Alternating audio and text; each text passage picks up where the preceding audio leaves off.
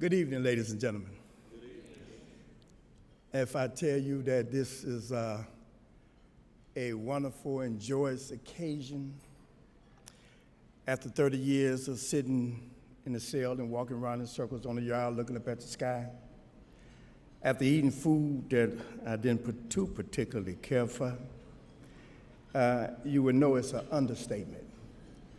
I feel great right now, okay? Just, I can feel the vibes, you know.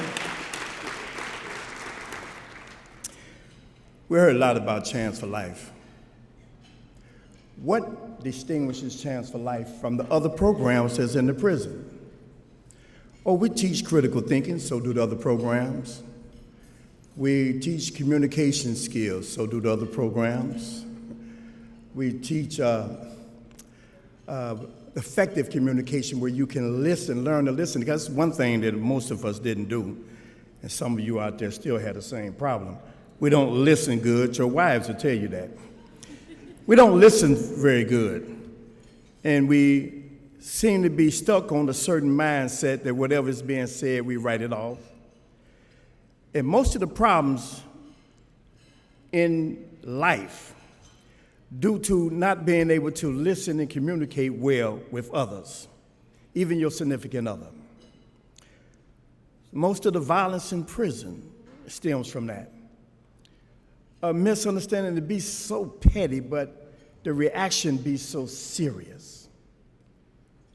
I've seen some things that even to describe it still horrifies me, and I done seen a whole lot of tragic circumstances in prison and in the streets.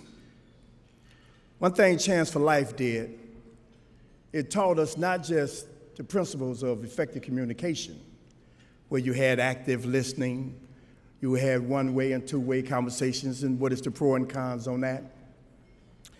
But it taught us how to give feedback, how to let the person know that we understood. See, when you're mediating for people, it's difficult. In fact, you cannot show any bias. You have to remain, we call it neutral. Even when it's certain circumstances that you figured you know what the problem is and what the solution should be. But when we start to really actively listening and questioning and paraphrasing and even dealing with people's emotions, we begin to see that we really don't know what's happening. And we know that we can't make decisions for other people because it'll unravel before they leave up out the room. They have to make the decisions themselves. So we have to be patient, and we have to truly listen in order to give the feedback and steer the conversation to a resolution. One question was given to us, and I thought I knew the answer. It's real simple in conflict resolution. If there's one orange that two people want, how do you resolve that issue? Right away, I thought the most simple thing is split it in half. Wrong. They have a system called a win-win. The win-win system allows you to first be bigger than the next person and to ask them, what is it that you need?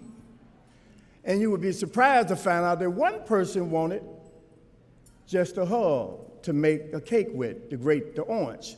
And the other one wanted to pup where he could have the juice in that.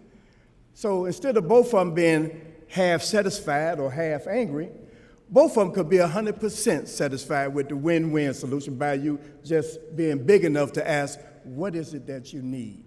A lot of us, we're so self-righteous. Look, I'm right and you're wrong, so we're not going to ask. So that was a big thing. Another one was making assumptions.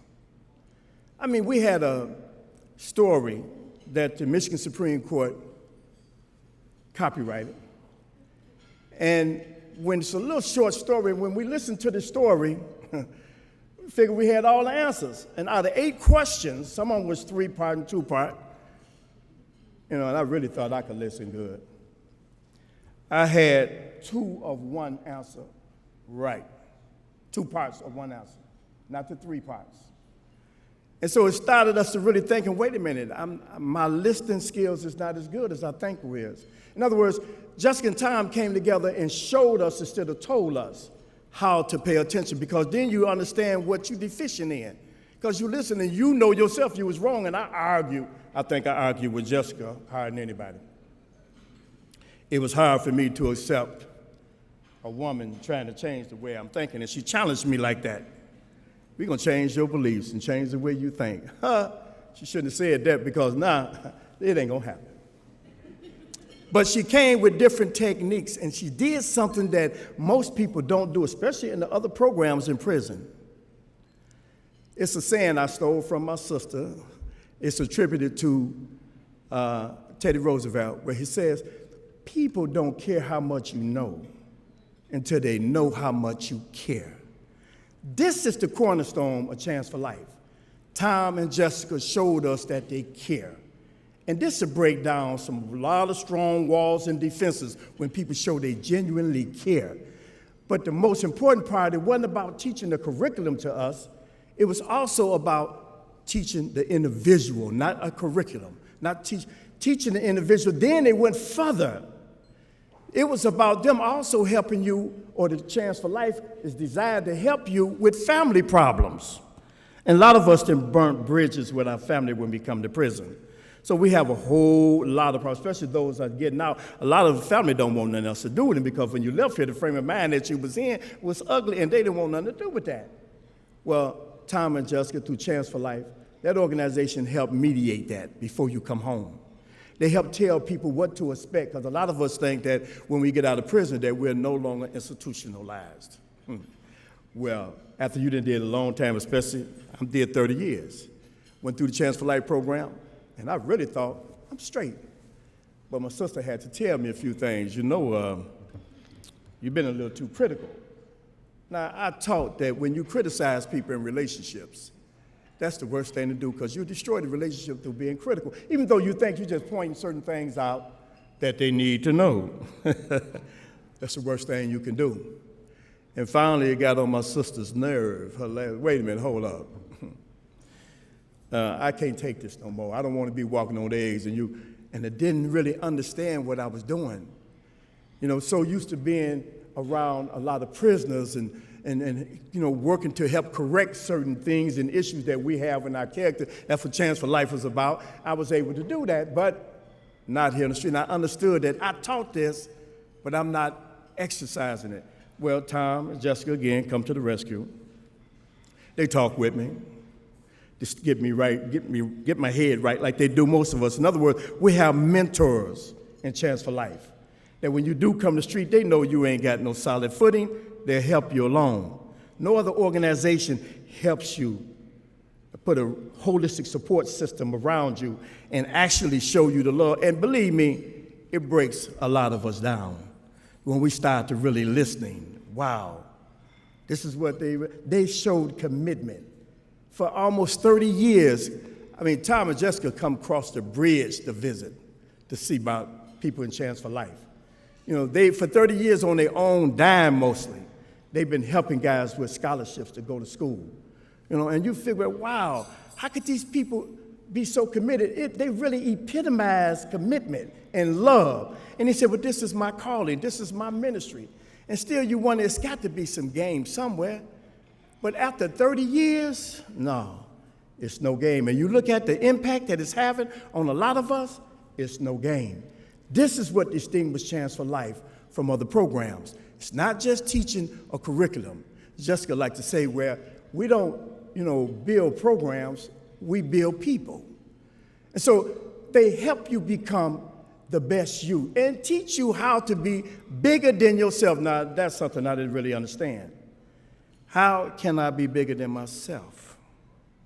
Well, they drove home, not through words, but they modeled service. How can you be of service to others? We start being of service to others in prison. And it really breaks you down when you hear some of the problems. You hear grown men who come in real tough, and they have a mediation, and for them to break down and cry in front of you, a lot of us end up wiping our eyes. Well, yeah, okay. You see, because it's the humanity in you that Tom and Jessica, their Chance for Life, wrenched and grabbed and extracted from us. See, they know all of us got a higher and a lower self. So they had high expectations from us, showing us that you can do this. There's something great inside of you. Well, it's hard for you to see it if you've been down all your life. People have been speaking down to you. Even in school, they had low expectations of you doing anything significant. And here's people coming from the street, and they have high expectations, telling you what you can do, and then helping you do it to show you where you could do it. See, we had mock mediations. We went through the process of actually doing these things before we had actual mediation. And all the mistakes that you will make right there, and Jessica drilled us.